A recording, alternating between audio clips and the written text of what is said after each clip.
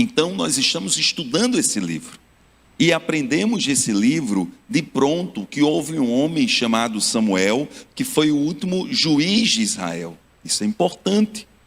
Aprendemos sobre o primeiro rei de Israel, Saul. Vejam bem, Samuel vem antes de Saul. Samuel ungiu a Saul.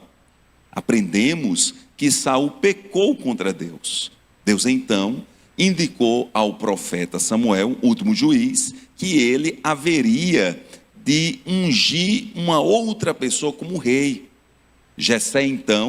Samuel então foi para a casa de Jessé, e estando lá, Deus disse: entre os filhos de Jessé, eu achei o rei de Israel. E Jessé começa a apresentar os filhos dele. Quando Samuel viu o primeiro, já disse logo: é esse. Deus disse: não é ele. Até que chegou no seu último filho, o mais jovem, que estava cuidando das ovelhas, e Davi então foi ungido rei. Eu tenho dito para vocês que quando Davi foi ungido rei, muita coisa não mudou na vida dele, porque ele voltou a cuidar das ovelhas. E ele foi tratar com o rei Saul para tocar harpa, porque o rei Saul tinha crises e a harpa, a música, acalmava o rei Saul. Então ele ficou nesse movimento entre as ovelhas do seu pai e entre a harpa do seu pai. O que ocorre? Depois desse processo, Davi, o rei Davi, que era um jovem, ele enfrentou Golias. Muito interessante isso, o enfrentamento de Golias. E ele enfrenta Golias, e quando ele enfrenta Golias, ele não volta mais para estar com a sua família, ele não volta mais para estar com o seu pai. O rei Saul o coloca preso com ele, e ele fica ali. Eu queria dar uma paradinha aqui, eu estou perdendo um pouco a concentração, queria que a imagem ficasse frontal, porque eu estou me vendo de lado, e está me incomodando um pouco. Ah, que bom, que bênção. Acredito até que quem está no YouTube fica melhor, né? Vem frontal, não de lado.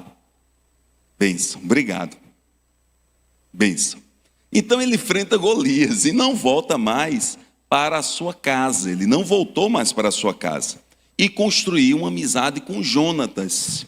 Mas Saul começou a ter ciúmes de Davi e quis matar Davi. E Saul então criou uma estratégia para que Davi casasse com Mical. Eu já expliquei isso, porque a gente pode pensar: como assim Saul oferece a sua filha se ele não gostava de Davi? Queria matá-lo. Era uma estratégia. Davi teria que se expor mais em guerras com os filisteus e poderia morrer. E esse foi o pensamento de Saul: que não seja minha mão contra Davi, que ele morra nas guerras.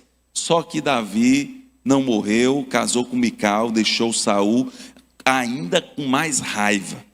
Saul então decide matar Davi, tenta matar Davi, lança uma lança e Davi se protege e foge. Ali ele vai para casa, a mulher dele, Mical, diz: meu filho, vai embora, porque se você ficar essa noite você morrerá.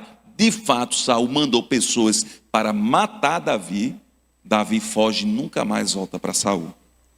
E também não volta mais para sua esposa Mical, porque ela ficou para trás. E com o tempo, vocês aprenderão hoje, já posso adiantar, o pai dela deu Mical para outro homem.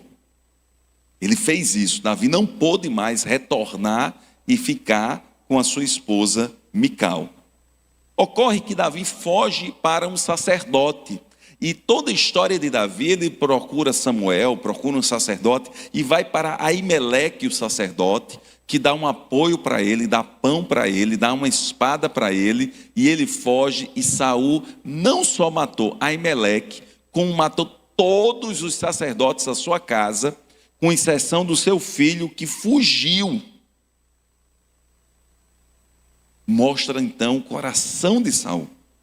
Davi estava com tanto medo, e com muita razão, porque imagina, o rei matou até o sacerdote. com tanto medo que Davi foi parar numa cidade de filisteus. E quando ele percebeu que estava ali, que o povo lembrou que ele era Davi, ele entendeu, vou morrer aqui. Então ele se fez de louco, começou a babar na barba, e isso serviu de livramento para ele. Então Davi vai para os moabitas e leva os seus pais para viverem lá entre os moabitas. Por quê, gente? Porque Saul sabia onde seus pais moravam. Isso talvez significasse a morte de toda a sua família. Tem uma lógica nisso. Davi, então, com muita angústia de coração, fugindo de Saul, soube que o povo de Keila, que era um povoado da terra de Judá, ou seja, o seu povo, estava sofrendo com os filisteus. Davi vai lá ajudar, mesmo com as pessoas que estavam ao seu lado, dizendo, não, Davi, não faça isso. A gente está fugindo de Saul, o que é que a gente tem que fazer de ajudar outras pessoas? Mas Davi foi lá, livrou o povo, e esse livramento quase significou a morte de Davi. Porque Saul soube e foi até lá, e Keila era uma cidade fortificada com muros. Isso era ruim, porque Davi iria ficar preso. Davi soube antes, fugiu. E nessa fuga ele vai para uma região montanhosa, onde havia bosques. E nesse ambiente ele se reencontra com Jonatas, o seu melhor amigo. Jonatas então dá uma palavra de consolo, de estímulo, de força a Davi. Depois sai, mas o texto bíblico diz que Saul encontra Davi e cerca Davi. Davi seria morto. Mas Deus opera na vida de Davi, fazendo com que o povo dos filisteus atacasse Israel. Então Saul teve que voltar para defender o seu povo. Na última quarta nós terminamos falando do esforço de Saul de prender Davi, de matar Davi. E Saul vai então para uma caverna onde Davi está com seu exército. Mas Saul não sabia. Todo mundo disse, Davi mate Saul, mas Davi não matou Saul, cortou o manto dele. E quando Saul saiu, ele chorando disse, meu senhor, meu rei, por que tu queres me matar se eu não fiz nada de mal para ti? Hoje Deus te colocou nas minhas mãos e eu poupei a sua vida. Ao que o texto diz que Saul chorou, disse, você é mais justo do que eu, e certamente eu sei que tu haverás de reinar sobre o povo de Israel. Esse é o cenário que nós estamos aprendendo, é uma história bonita, real, da vida deste homem chamado o homem segundo o coração de Deus. Mas no versículo 25 de 1 Samuel, vejam, nós estamos já no versículo 25 de 1 Samuel, quase no final do livro, ele inicia falando da morte de Samuel. Versículo 1, 1 Samuel 25, capítulo 25, versículo 1. E faleceu Samuel, e todo Israel se juntou, e o prantearam, e o sepultaram na sua casa, em Ramá. E Davi se levantou e desceu ao deserto de Parã. Vejam bem, aqui é um marco. O último juiz de Israel morre. Samuel faleceu em velhice. Isso nos ensina, amados irmãos, que todos nós somos peregrinos, todos nós somos passageiros, todos nós caminhamos rumo à eternidade. Hoje à tarde nós tivemos um encontro maravilhoso entre irmãs e irmãos com mais de 60 anos. Foi um momento muito bom e refletimos sobre a saúde, sobre o cuidado do corpo, sobre o cuidado integral, mas também compreendemos que com o tempo, com a velhice, nós vamos perdendo certa força, certa vitalidade, vamos enfrentando certas situações, mas entendemos que a vida vai caminhando como peregrinos, e um dia nós estaremos na glória junto ao Pai. Isso não é privilégio de quem é mais velho. Isso é um privilégio de todos nós, seres humanos. Mas, como seres humanos e em Cristo, Nos diz a Bíblia: ainda que venhamos a morrer, viveremos, porque nós estamos em Cristo Jesus. Samuel foi um homem de Deus. Samuel compartilhou a palavra. Samuel foi fiel ao Senhor. Deixou um grande marco, um grande legado para o povo de Israel. Mas, como peregrino, ele foi e voltou ao Senhor. Amados irmãos, queridos irmãos, a nossa história tem que ter uma perspectiva que considere a eternidade. A nossa história tem que ter uma perspectiva que considere o Senhor dos Senhores. A nossa história tem que ter a perspectiva de que, se o Senhor é por nós e conduz os nossos passos, Ele nos dá a possibilidade de deixarmos um rastro de bênçãos a partir da nossa vida. Ouvimos hoje à tarde, entre os irmãos de 60 mais, um testemunho de uma senhora com 92 anos. E ela mencionou o marido. E o marido dela foi pastor aqui no Ceará durante muitos anos. E eu fiquei impressionado que de repente 3 amadas irmãs que estavam ali comigo: não, eu conheci o pastor Nogueira. Não, pastor Nogueira, um homem de Deus. Não, pastor Nogueira casou meu filho. O pastor Nogueira me deu apoio quando eu precisava. Um homem que já está na glória, que fora casado com essa amada irmã de 92 anos por 65 anos, impressionantes 65 anos, estando na glória. Essa irmã, ao mencionar o nome do marido, suscitou tantos lindos testemunhos. Queridos irmãos, Samuel falecera, mas a vida continuava. E o texto, então, apresenta 3 personagens. Um, já conhecido de todos nós, Davi, mas mais 2. Um homem chamado Nabal e uma mulher chamada Abigail. Versículo 2 nós vamos ler. E havia um homem em Maom que tinha suas possessões no Carmelo. E era este homem muito poderoso. E tinha 3.000 ovelhas e 1.000 cabras. E estava tosqueando as suas ovelhas no Carmelo.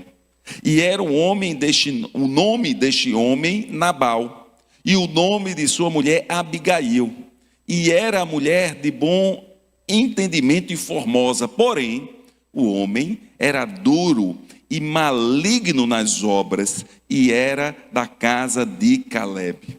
Vejam bem, Nabal é descrito como um homem duro e maligno nas obras, embora fosse da casa de Calebe. Eu acho interessantíssimo isto, porque o texto ressalta que Nabal era da casa de Calebe. Os irmãos se lembram da casa de Calebe? Quando Deus liberta o povo do cativeiro egípcio lá atrás com Moisés, e Deus então conduz o povo no deserto rumo à terra prometida. Por volta de 3 meses, 4 meses no máximo, no início dessa caminhada, o Senhor apresenta a terra prometida. Moisés então vê aquela terra, pega 12 espias, cada um representando uma tribo de Israel, e manda aqueles 12 homens a ver a terra.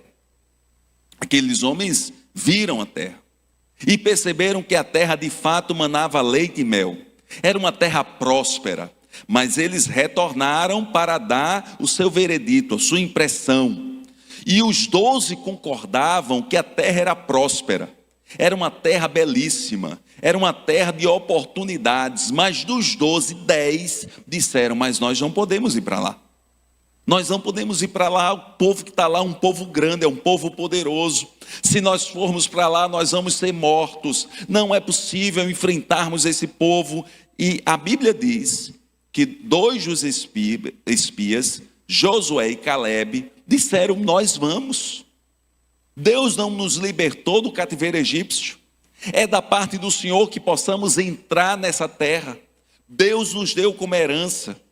Mas a querela foi tão grande e o número dos contrários foi tão absurdamente maior que quase que Moisés era apedrejado. Sabiam disso? Isso significou uma peregrinação durante 40 anos no deserto, para que toda aquela geração não pudesse entrar na terra prometida, com exceção de Josué e Calebe.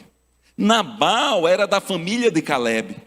Uma história bonita, marcada pela fé, um homem fiel, um líder, um homem que apoiou o ministério de Moisés, um homem que fez muitas coisas boas, mas embora Nabal fosse da família de Calebe, ele era duro e maligno em obras.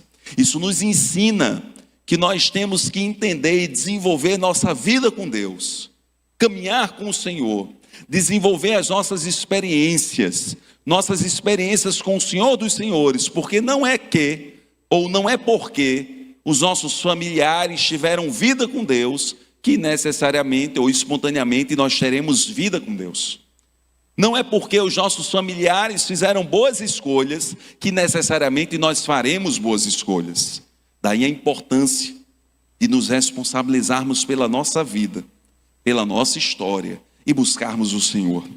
Mas o contrário também é verdadeiro. Quando nós temos na nossa história, na nossa estirpe, na nossa vida, um passado marcado pelo pecado. Não sei se vocês já tiveram a curiosidade, por exemplo, de ler o capítulo 1 do Evangelho de Mateus, que começa apresentando a genealogia de Cristo Jesus. Ali há muita gente que fez bobagem. Ali há pessoas que fizeram coisas terríveis, porque há um caminho de genealogia.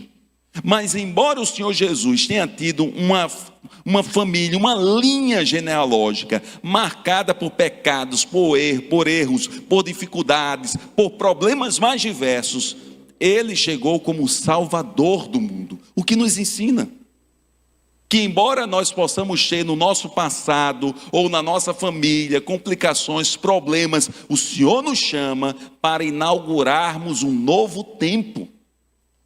O Senhor nos chama para rompermos com os pecados do passado dos nossos pais ou parentes.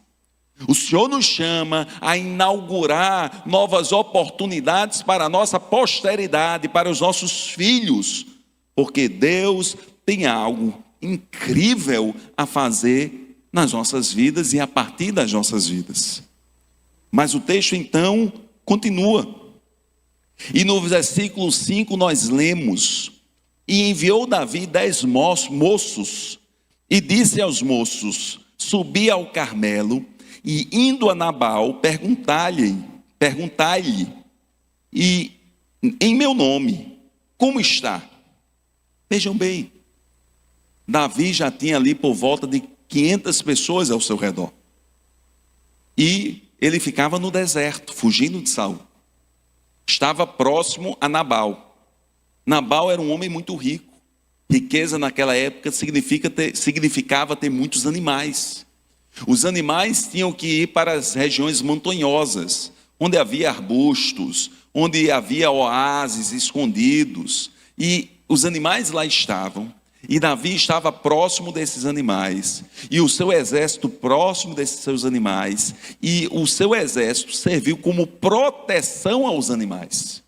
Pastor, por que proteção? Porque os irmãos se lembram, havia os filisteus naquela época, e os filisteus poderiam roubar os animais. Então aqueles homens protegiam, durante muito tempo isso aconteceu. Davi então manda com que os seus 10 moços fossem lá e relatassem tudo isso. Olha, nós estamos protegendo e tudo, que você possa nos dar uma oferta, que você possa nos abençoar de alguma maneira. Ao que Nabal duramente disse: quem é Davi? Que homem é este? Tiraria porventura alguma coisa do que é meu para dar a um homem como esse? E agiu muito duramente, sem prudência nenhuma.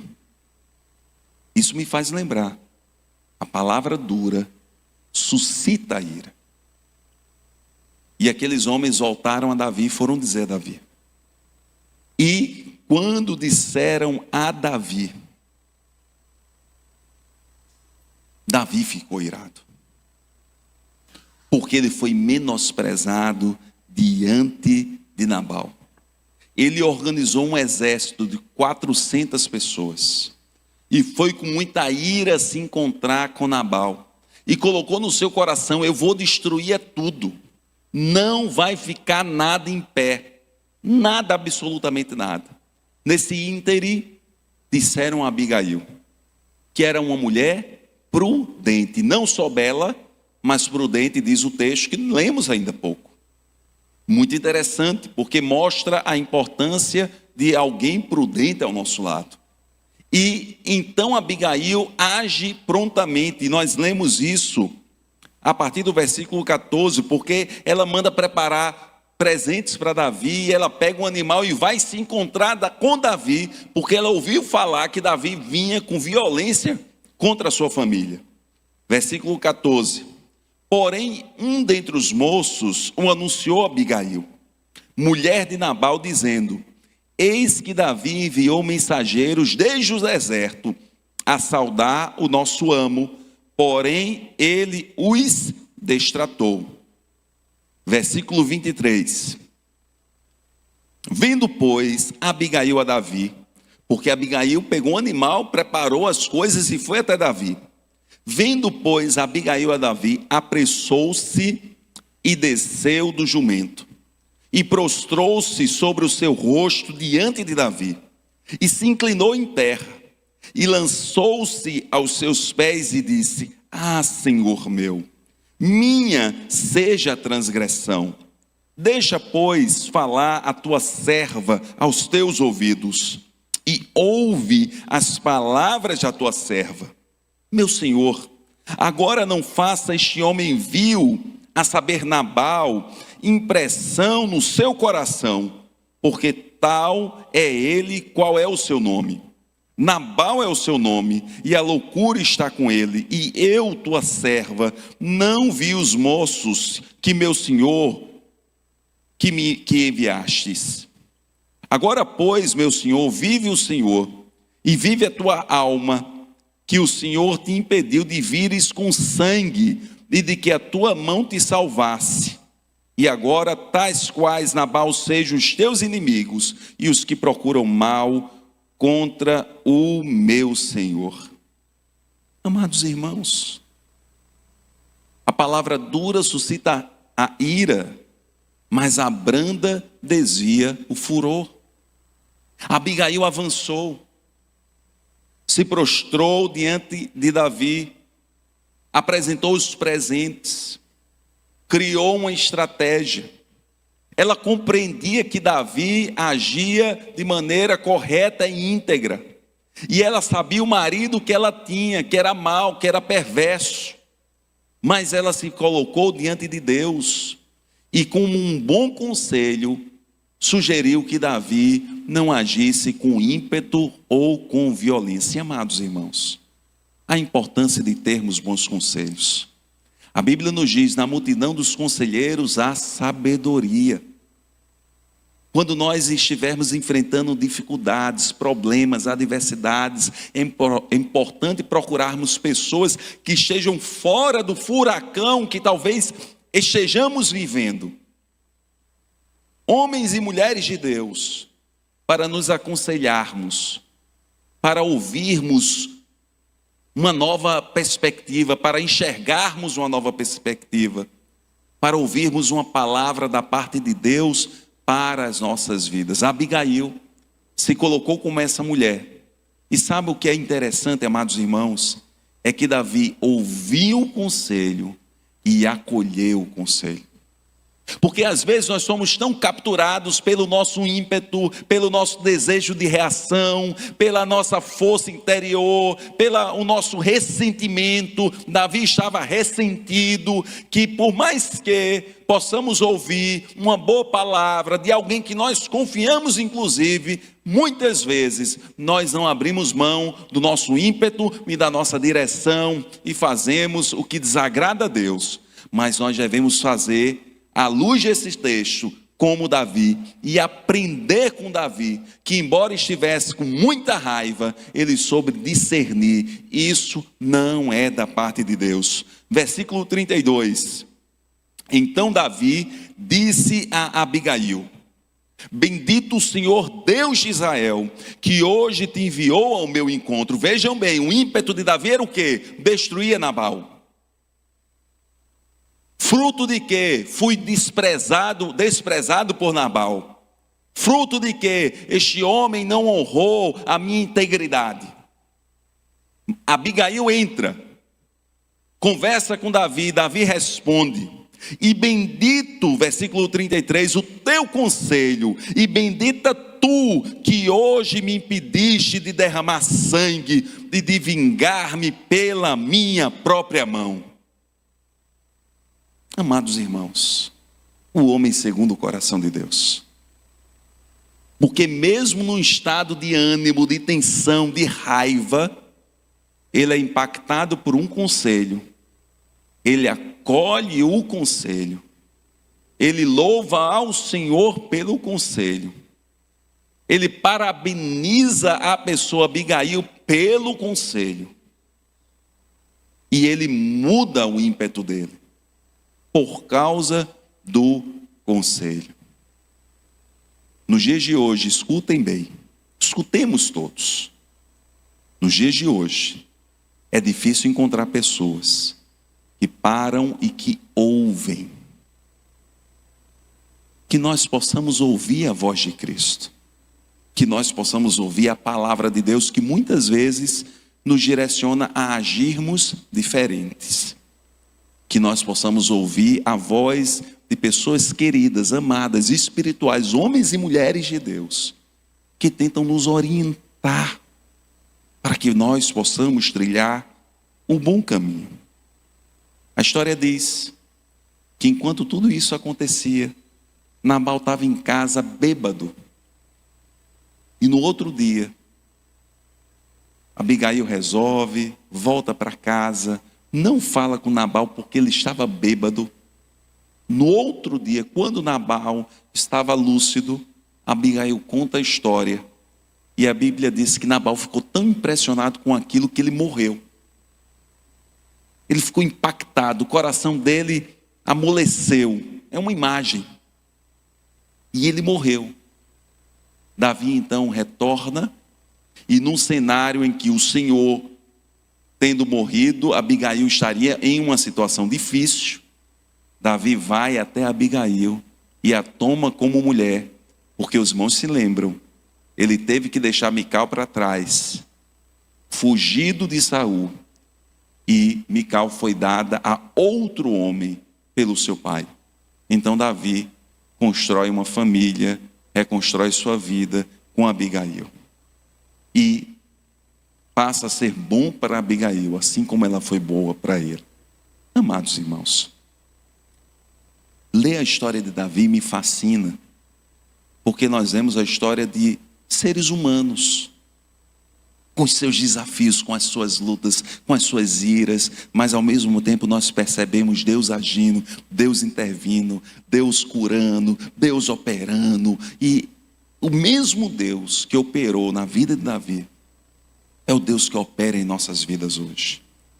Eu diria que nós possamos acolher essa aplicação tão linda, termos os ouvidos sensíveis aos conselhos da parte de Deus para as nossas vidas.